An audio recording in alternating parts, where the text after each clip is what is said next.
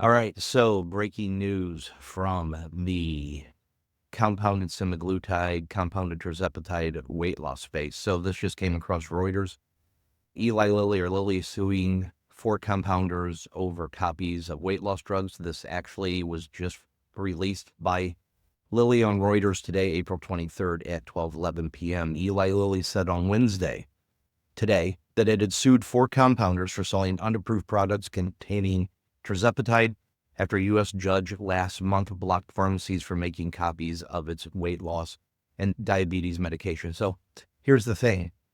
We all know that compounded semaglutide, compounded tirzepatide for the last several years has been very popular. And the reason that compounders were able to do it is because tirzepatide and GLPs like Ozempic and Wegovy were on the shortage list. And there is an Emergency Drug Act which allowed compounders to come in and fill the gap.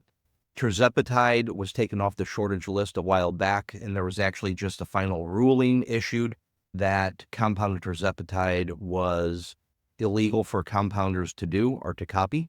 And that date that it became official was right around March 15th. And also the FDA had stated its position that compounded semaglutide, basically the compounded versions of, as I said, Ozempic and Wegovy, were also off the shortage list. And the inability for compounders to manufacture it was actually broken down into 2 phases, depending on what classification the compounder was.